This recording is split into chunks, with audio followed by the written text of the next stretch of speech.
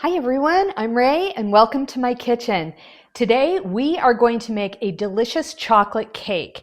And if you followed me for any period of time, you know that I've been trying to perfect a chocolate cake recipe, and I think I have finally got it. Now, I hate to say it's not vegan because I do have to use eggs, but I am using a coconut yogurt as opposed to a dairy yogurt. So the only animal product in it is going to be the eggs. And the good thing about it is I get these eggs from a local farmer, so I know that these chickens peck in the dirt and have a very healthy and happy life, which makes the eggs taste better, in my opinion. So I've got the oven preheating at 350 degrees. I've got my springform pan prepared just by putting in a piece of parchment paper on the bottom. And I just cut it out. You know, I put the parchment paper down, I put this on top, I traced it, and I cut it, and so now it fits. And I only do that because I think it makes it easier for the cake to release. So we are starting out with 2 cups of almond flour. Now this is not almond meal, this is almond flour. So this is almonds with the skin removed and then ground up. That's it, nothing else in it. And so we're going to pile in all the dry ingredients first, and then we'll put the wet ingredients in, and then we'll put it in the pan and we'll put it in the oven. It comes together so fast and it is so simple. You just watch. So we're going to go ahead and put in some cacao next, and I will give you all the ingredient measurements and everything so you don't have to worry about any of that. It'll be in the link below in the show notes, okay? So we've got the almond flour, we've got the cacao. Now I've shown you the cacao in other videos. It is not a cocoa powder, it is actually cacao, which is different. Cocoa powder could be used if that's what you've got. The only difference between the cacao and the cocoa powder is that the cocoa powder is a little bit more processed, and that's actually why I prefer the cacao. The cacao has a little bit bitter flavor, which is why we're going to have to sweeten it up here, but we are going to sweeten this up with gifts from Mother Nature. So we're going to do that instead of using a processed sugar, which will make this cake healthier. Okay, and so next we're going to put in some baking powder, and we're going to put in some vanilla, and I'm going to put in a little bit of Redmond sea salt. And again, we're just going to give it a quick whisk. Okay, and then we're just going to set this aside while we get all the wet ingredients together. All right, now the eggs. So we're going to start with these. Again, these are locally grown, which is fantastic. No antibiotics, no hormones, all organic.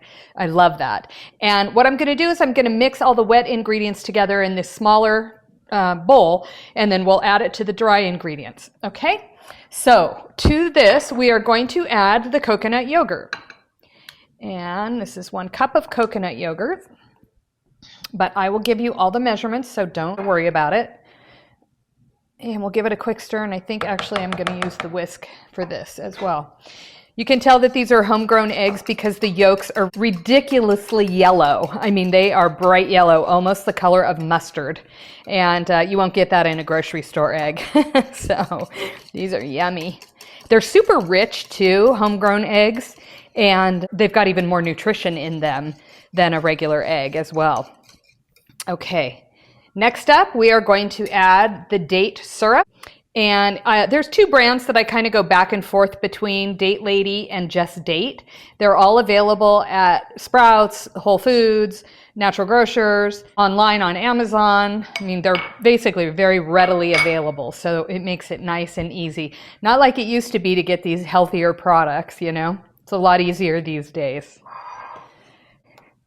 And we're going to give this a quick stir until everything is well combined, and then we're going to go ahead and add this to the chocolate, and then we're going to add 1 surprise ingredient.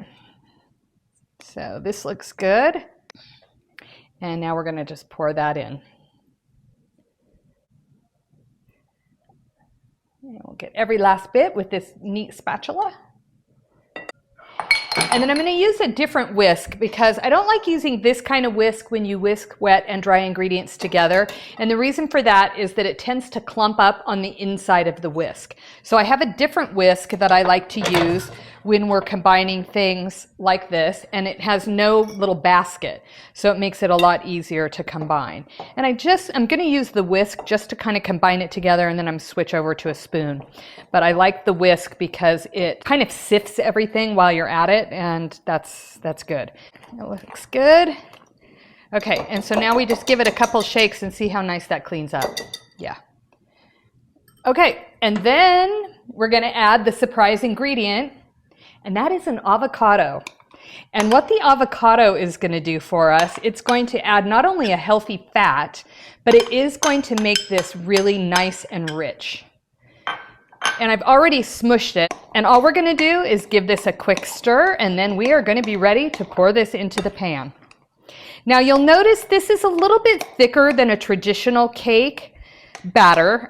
Cake batters are usually a little bit more runny than this, but this is gonna be delicious. Now we are going to go ahead and give it one more stir since my spatula had some yogurt on it.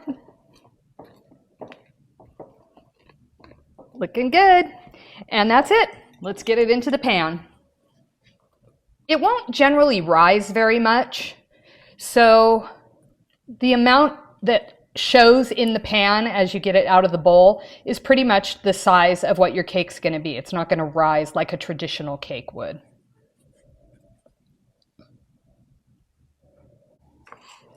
We're just going to spread it around a little bit.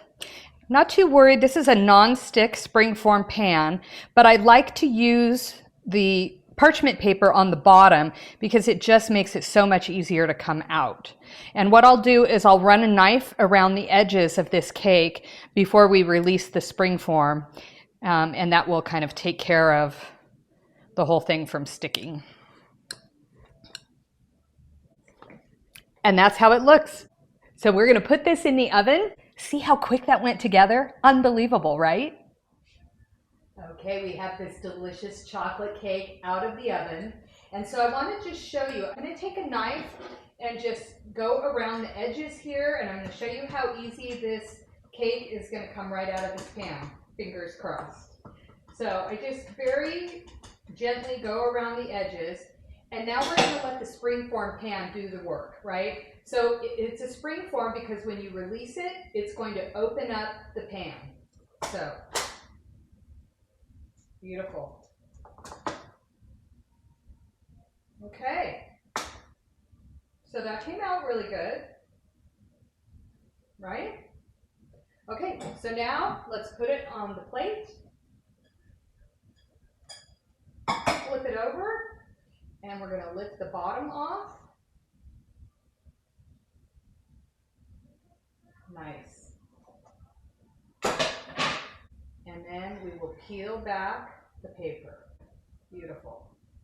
All right. So there we have our chocolate cake. Now what we're going to do is we are going to put a beautiful ganache frosting on top of this cake. So let me make some room here and clean up all these crumbs, and we'll be back and I'll show you the ganache. We are ready to make the ganache. Now, you may be saying, why is that on a different plate? So what I did was, when I took the cake out of the pan and I flipped it onto that pedestal dish, well, it looked pretty. The bad thing is that it was really kind of crummy on the bottom of the cake.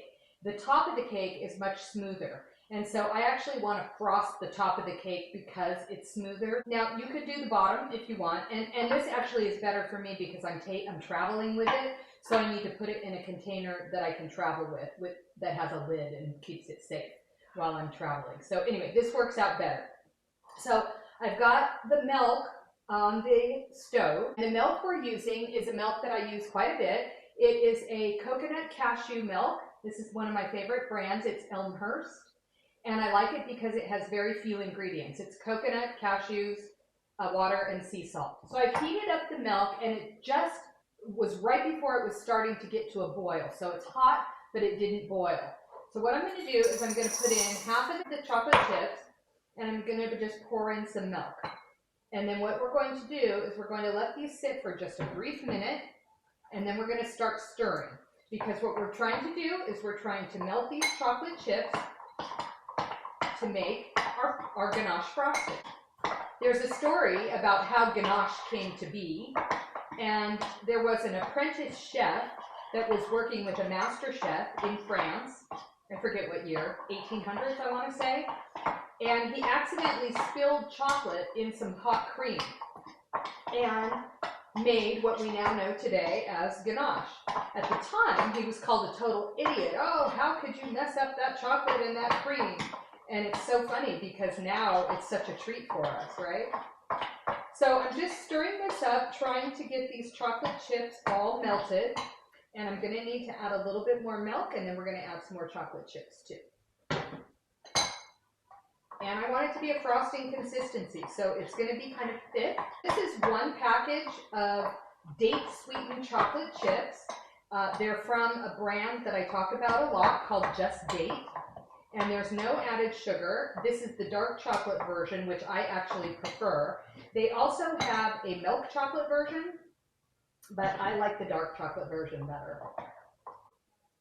Okay, we finally got this to the beautiful consistency that I like.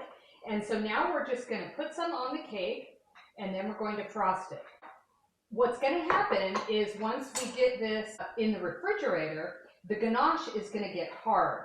So we don't want a super thick frosting because then it will be hard to cut and hard to eat. And unfortunately, I don't get to taste test this because I am taking it to a gathering. You're going to have to trust me. This just tastes good. I've made it before and it's really yummy.